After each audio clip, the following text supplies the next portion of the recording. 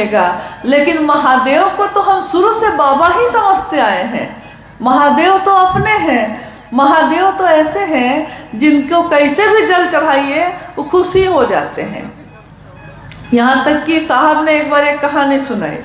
कहा उन्होंने कि एक जंगल जैसी जगह पे छोटा सा एक मंदिर था। तो मंदिर में शिवलिंग की स्थापना थी, शिव का मंदिर था, शिवलिंग की स्थापना थी। तो चूंकि अब शिवलिंग है तो रात में वहाँ कोई रहता नहीं था कि कौन क्या लूट के ले जाएगा, और मंदिर में बड़ा पहरा रहता है, लेकिन जहाँ पे शिवलिंग की स्थापना हो वहाँ कोई पहरा नहीं रहता, क्योंकि सबको लगता है कि यहाँ से लूटेगा भी तो क्या लूटेगा, सोना चांदी तो है नहीं यहाँ। लेकिन ऐसा हो गया कि वहाँ किसी भक्त ने भाव में आके वहाँ सोने की घंटी लगा दी। अब जंगल में है, लेकिन तब भी उसके पहरा के लिए कोई वहाँ नहीं रुका। एक रात की बात है, एक चोर जिसका पेशा था चोरी करना, चोरी करके ही वो अपने घर को चलाता था, चोरी करने निकला। सब घर में वो अपना देख लिया, बेचारे को कहीं पे मौका नहीं मिला चोरी करने का, चोरी नहीं कर सका। अब बेचारा थक के, है वो चोर लेकिन है तो इंसान, भूख तो उसको लगती है, परिवार को तो भोजन उसको भी देना पड़ता है। तो जंगल के तरफ निकल गया और रोने लगा बैठ के कि हर जगह आज चले गए, कहीं कुछ नहीं मिला। तभी अंधेरे में वो जो सोने का घंटा लगा हुआ था वो अंधेरा में सोना है चमका। तो देखने गया कि क्या चमका भाई अभी, तो उसने देखा कि सोने की घंटी लगी हुई है। नीचे पूरा अंधेरा था तो सोना जैसा लग रहा है ये। उसने सोचा कि आज कुछ नहीं मिला तो चलो इसी घंटी को उतार लेते हैं और इसी को बेच के अपना काम चला लेंगे आज। अब नीचे क्या है उसको दिखाई नहीं दिया, और नीचे तो था शिवलिंग।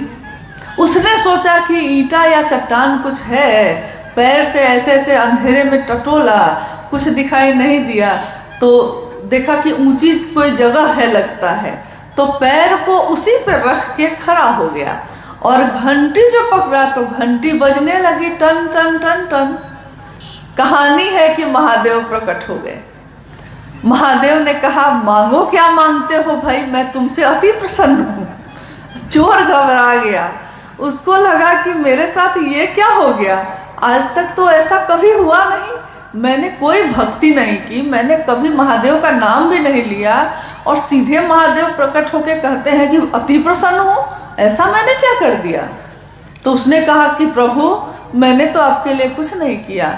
महादेव ने कहा कि अरे क्या बात करते हो, लोग मुझ पे जल चढ़ाते हैं, धतूरा चढ़ाते हैं, बेलपत्र चढ़ाते हैं, तुमने तो अपने आप को ही चढ़ा दिया है।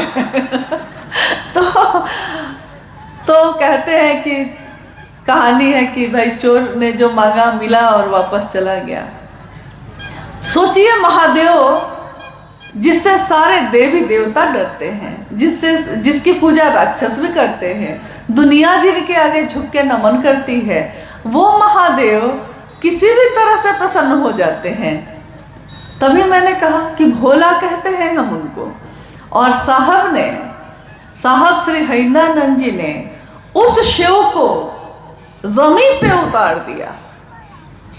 तो ये कौन सी तपस्या की होगी उन्होंने, और किन लोगों की मुक्ति और मोक्ष के लिए ये काम किया होगा, क्योंकि राजा भगीरथ ने तो अपने पूर्वजों के लिए किया था, लेकिन साहब हरिनानंद जी ने मेरे आपके जैसे असंख्य लोगों तक, जिसके पास भी ये संदेश पहुंचता है कि शिव मेरे गुरु हैं, तुम्हारे हो सकते हैं, उन असंख्य लोगों तक ये बात पहुंचाने की बात की है।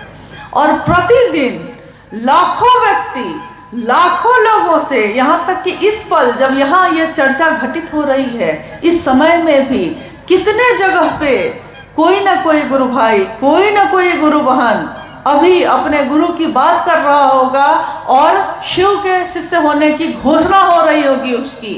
जागा जागा महादेव से वो जगह जग रहा होगा। आज भी, अभी भी, यानी पल प्रतिपल, प्रतिदिन लाखों की संख्या में शिव के शिष्यों की घोषणा हो रही है, शिव की शिष्यता बढ़ती चली जा रही है। लेकिन आपने कभी सोचा है कि क्या मेरे करने से ऐसा हो रहा है, या आपके करने से ऐसा हो रहा है, या जो आज घोषणा कर रहे हैं उनके करने से ऐसा हो रहा है? जी नहीं। इसमें ऊर्जा उसी की काम कर रही है जिसके तार है हम लोग, बस और कुछ नहीं है हम लोग। वो तार जिस दिन कट गया ना, तो बिजली का सप्लाई भी बंद हो जाएगा। हम लोग बस तार हैं, साहब उसका ट्रांसफार्मर है, और हम लोग के पास जितना हम सह सकते हैं, जितना हम बर्दाश्त कर सकते हैं, उतना सप्लाई वो देते रहते हैं। ऊर्जा शिव की जो उनके दिल में उतरी, जो नमः शिवाय के रूप में सांसों में उतरी, उसको उन्होंने विश्व मानव के कल्याण के लिए, विश्व मानव के लिए कि वो शिव का शिष्य हो सके, इस धरती पे उतारा। और आज चाहे वो गढ़वा का